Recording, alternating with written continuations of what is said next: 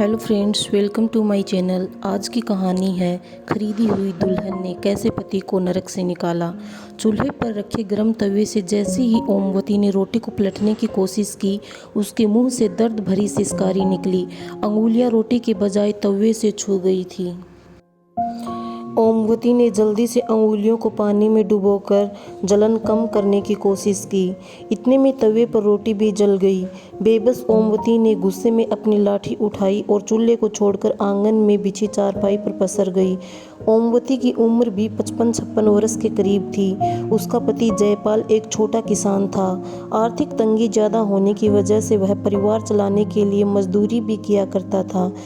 दुर्भाग्यवश 15 साल पहले मिट्टी से भरी ट्रॉली में दबने से जयपाल की मौत हो गई थी। अब घर की जिम्मेदारी 20 बरस के बेटे सुंदर पर आ गई। 1.25 एकड़ जमीन और मजदूरी करके माँ और 3 बहनों का भरण पोषण किया। तीनों बहनों की शादी करने में वह जमीन भी जाती रही। जिम्मेदारियों को निभाते निभाते सुंदर कब 34 वर्ष का हो गया पता ही नहीं चला।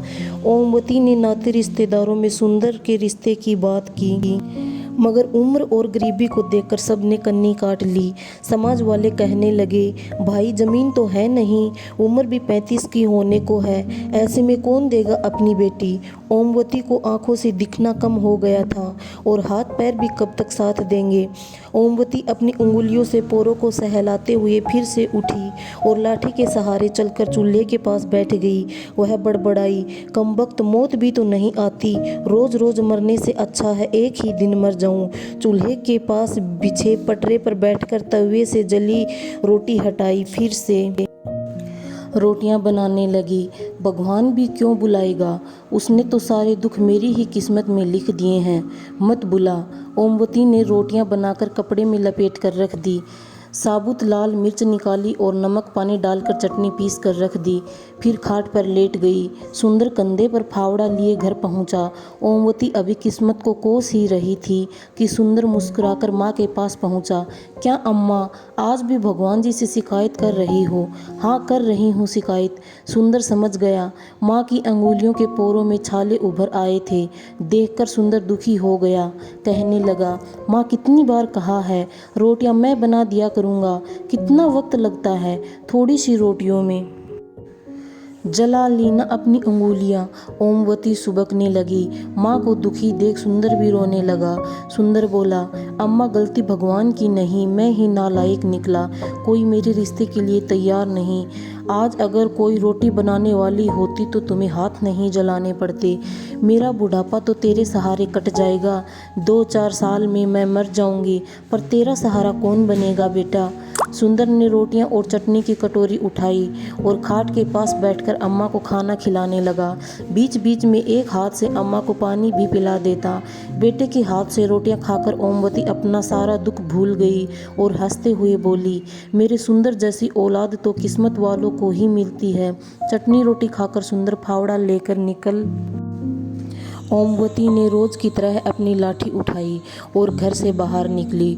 कुछ दूरी पर बबूल का बड़ा सा पेड़ था। वहाँ पर पेड़ के नीचे औरतें घर के काम से फ्री होकर टाइम पास और हंसी मजाक के लिए जमा हो जाती थी। उनका रोज का काम कांटेदार पेड़ के नीचे चुगल पुराण को ताज़ा करना था। ओमवती को देखते ही 2 औरतों ने आगे बढ़कर ओमवती को सहारा दिया और खाट पर बिठाया और उसको सम्मान देने के लिए सभी ने उसके पैर छुए। उनमें से एक बोली, माँ जी सुंदर चला गया क्या? हाँ, रोटी खाने आया था, खाकर चला गया।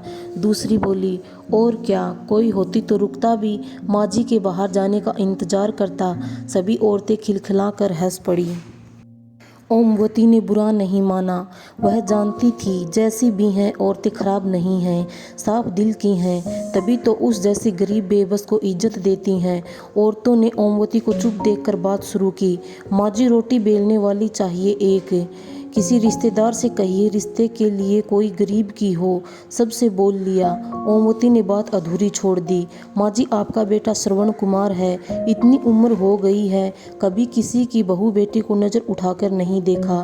अपने मोहल्ले में उस शांति के छोरे हरीश को देखो, कई बार तो मोहल्ले वालों से पिट चुका है, 48 बरस का है। अपनी जात वालों ने नहीं दी तो कुजात वाली को ही ले आया। सुना है अच्छी खासी कीमत देकर खरीदी है, बड़ी उम्र की लगती है, बाप ने बेच दी। तुमने कब देखी? कुएं से पानी भरने गई थी, रास्ते में देखा तो ढोल बजवाते हुए घर ले जा रहा था। अरे रघु ने ही तो जुगाड़ किया है हरीश के लिए। चलो राम मिलाई जोड़ी बन गई। सभी खिलखिलाकर हंसने लगी। औरतों की बातें शरारती होने लगी थी। ओमवती उठकर लाठी टेकते हुए घर आ गई। मन में बेचैनी हो रही थी। कुछ सोच विचार करने के बाद वह घर की कच्ची कोठरी में घुसी और खुरपी से एक कोने को खोदने लगी। करीब 1.5 हाथ नीचे गड्ढे से एक पोटली निकाली और गड्ढा भर दिया। पोटली को छप्पर में खोसकर वह खटिया पर लेट गई। सुंदर का काम से लौटकर आने का वक्त हो चुका था, मगर ओमवती ने रात की रोटियां नहीं बनाई। सुंदर पहुंचा, फावड़ा कोने में रखा और चूल्हे को उदास देखकर बोला, अम्मा आज रोटी नहीं बनाई क्या? ओमवती उठी और वह पोटली लाकर सुंदर के हाथ में थमा दी। अम्मा यह क्या है? इसमें चांदी के जेवर हैं, मैंने बहू के लिए बचा कर रखे थे, इन्हें बेचकर बहू ले आ। सुंदर हंसते हुए बोला, अम्मा पगला गई हो क्या? बहू कोई बाजार में बिकती हैं जो ले आऊं? हाँ बिकती हैं, उस पार मोहल्ले का हरीश लेकर आया है आज पैसा देकर, तुम भी ले आओ। अम्मा गांव में थू थू हो जाएगी, नाते रिश्तेदार सब क्या कहेंगे? सब आना जाना बंद कर देंगे। क्यों होगी थू थू? इतनी ही चिंता है नाते रिश्तेदारों को तो क्यों नहीं करा देते तुम्हारा ब्याह? किसी ने पूछा है आज तक तुझसे? मरते मरते अंगुलियां जलाऊं मैं, जीते जी सुख नहीं देखा। बिना पोता पोती का मुंह देखे मारना चाहता है मुझे। ओमवती फफक कर रो पड़ी। अम्मा के आंसू सुंदर से नहीं देखे गए। रुआसी आवाज में बोला, अम्मा रो मत, तू जैसा कहेगी वैसा ही करूँगा, तेरी सिवाय मेरा है ही कौन दुनिया में, अब चुप हो जा। सुंदर की बात सुनकर ओमवती के आंसू थम गए। वह ऐसे खुश हुई जैसे बेटी की सगाई पक्की हो गई हो, जैसे बहू आने ही वाली है। ओमवती की खुशियों को पंख लग गए। पूरी उमंग के साथ उठी और झटपट खाना बनाया। सुबह होते ही सुंदर साइकिल लेकर बाजार गया। वापस लौटकर उसने माँ के हाथ पर 13,000 रुपये रख दिए। ओमवती ने पूछा, बस इतने ही? अम्मा चांदी का भाव ही क्या है? सुनार ने काट कर इतने ही दिए। इतने में बहू कैसे आएगी? मैं क्या जानूं? तुमने कहा तो बेच दिया, अब मैं नहीं जानता। ओमवती बोली, तू रघु से बात कर, कोई ना कोई रास्ता निकल आएगा। ओमवती की आंखों में पनप रहे सपने मुरझाने लगे। गरीबी की खाई में उसकी हसरतें फिसलती और मरती रही हैं। गरीबी ना होती तो सुंदर के पिता मिट्टी में दबकर क्यों मरते? सुंदर अपनी उम्मीदों को क्यों दफन करता? झोपड़ी में मायूसी ना होती, दादी कहने वाली तोतली आवाज़ गूंजती। गरीबी ने सब उम्मीदें ख़त्म कर दी थी। गरीबी एक बार फिर सपने के आकार लेने से पहले ही रोड़ा बन गई। सुंदर खुद की किस्मत को कोस रहा था। अम्मा को बुढ़ापे में सुख ना दे सका। 13,000 में भैंस नहीं आती, बहू कहाँ से आएगी? उम्मीद तो नहीं थी, लेकिन अम्मा की जिद की खातिर सुंदर रघु के घर पहुंचा। कुंडी खटखटाई। रघु लंगड़ाते हुए बाहर निकला और पूछने लगा, सुंदर तुम यहाँ कैसे? बस ऐसे ही भैया, आओ बैठो। काफ़ी देर तक इधर उधर की बातें करने के बाद भी सुंदर के मुंह से असली बात नहीं निकली। रघु ने मसला भाप लिया। बोला, सुंदर तुम्हारे ब्याह का क्या हुआ? कुछ बात बनी? नहीं भैया, इसी आस से आपके पास आया हूँ। आज से? मतलब भैया, जैसे हरीश को औरत दिलाई वैसे मुझ पर भी मेहरबानी कर देते। रघु को झटका लगा। वह गुस्से में बोला, सुंदर तुम क्या समझते हो मुझे? मैं औरतों की दलाली करता हूँ क्या? अरे नहीं भैया, मुझ पर यह पाप ना चढ़ाओ। किसी का घर बसाना पुण्य का काम है। स्वार्थ की दुनिया में आप भगवान से कम नहीं हैं। भगवान से तुलना होते ही रघु का गुस्सा हवा हो गया। वह गर्व के साथ बोला, वह सब ठीक है सुंदर, पर कोई बाप अपनी बेटी यूं ही नहीं देता। उसकी 10 मजबूरी और बेबसी होती हैं, उसके बदले पैसा लेता है। कितने पैसे लेगा भैया? अब यह तो वही बता सकता है। कितने? 40,000 या 50,000? भैया मेरे पास इतने पैसे कहाँ हैं? सोचा था तुम्हारी कृपा से घर बस जाएगा। कितने हैं तुम्हारे पास? मेरी हालत आपसे छुपी थोड़ी ही है। 10,000 हैं। देखो सुंदर, अम्मा के बुढ़ापे की खातिर मैं किराए विराए का खर्चा छोड़ भी दूं तो भी 25,000 से कम में बात नहीं बनेगी। सोच लो भैया, अम्मा की खुशी की खातिर ही तो बहू चाहिए। मरते मरते अच्छे दिन देख लेगी। रघु कुछ देर मौन रहने के बाद सोच सोचकर बोला, अम्मा की खुशी की बात है तो एक काम कर सकता हूँ, जिंदगी भर के लिए ना सही कुछ सालों के लिए खरीद लो, 5 साल के लिए उधार दिला दूंगा, अम्मा इससे ज़्यादा जिएगी नहीं। सुंदर को झटका लगा, कुछ साल के लिए? मैं तो जीवन भर किसी की बेटी को सम्मानपूर्ण जीवन देना चाहता हूँ। सुंदर चिंता में डूब गया। फैसला कठिन था। मन तो हुआ कि मना कर दे, मगर तभी अम्मा के चेहरे पर तैरती मुस्कान याद आ गई। भैया, अगर मैं 5 साल बाद पूरा पैसा दे दूं तो फिर तुम्हारी, अगर नहीं दे पाए तो वह रुकेगी नहीं, सोच लो। ठीक है भैया, पर अम्मा को मत बताना कि सिर्फ 5 साल के लिए है, दुखी हो जाएगी। बात पक्की हो गई। दूसरे दिन सुंदर ने 10,000 रुपये रघु को दिए और रघु वादे के मुताबिक 10 दिन बाद 30-32 साल की औरत अपने घर ले आया। खबर पाकर सुंदर अम्मा के साथ रघु के घर पहुंचा। हाव भाव से मजबूर और सहमी सी नजर आती थी। नाम था सरिता। अम्मा तो देखते ही निहाल हो गई। खूब प्यार किया। उसी शाम बढ़िया साड़ी, शॉल, सैंडल और सजने संवरने की चीज़ों का बॉक्स लेकर दे दिया। सुंदर दूल्हा बना और गाजे बाजे के साथ सरिता को दुल्हन बनाकर अपने घर ले आया। गांव में हल्ला मच गया और थू थू होने लगी। यहाँ तक कि सुंदर के गांव में बहिष्कार की ही बातें होने लगी। सब ने सुंदर को कोसना शुरू कर दिया।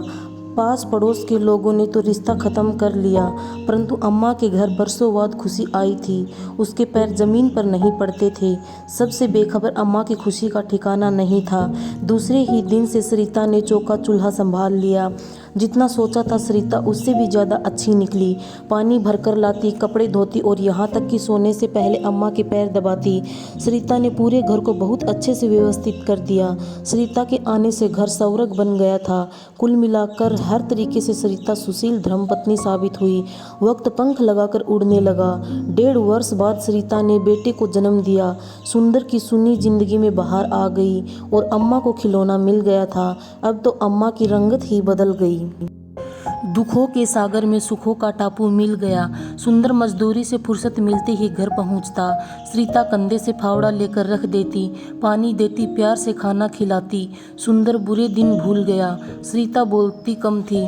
बच्चे की उछल कूद ने घर को खुशियों का आंगन बना दिया था। घर में प्यार और सुख की महक बस गई। देखते ही देखते 4 साल बीत गए। सरिता से बिछड़ने का साल शुरू हो गया। सुंदर उदास रहने लगा। खूब मेहनत करने के बाद भी वह चंद 1000 रुपये नहीं जुटा सका। एक एक दिन बीत रहा था। मजदूरी से जो मिलता वह 4 सदस्यों का पेट पालने में ही खत्म हो जाता था। जैसे जैसे वक्त बीत रहा था, सुंदर की बेचैनी भी बढ़ रही थी। गांव भर में काम तलाश करता रहता। जी तोड़ मेहनत करने के कारण सूख कर कांटा हो गया। शरीर जवाब दे रहा था। बीमार हुआ मगर काम पर जाता रहा। 10 महीने बीत गए। 2 महीने ही बचे थे।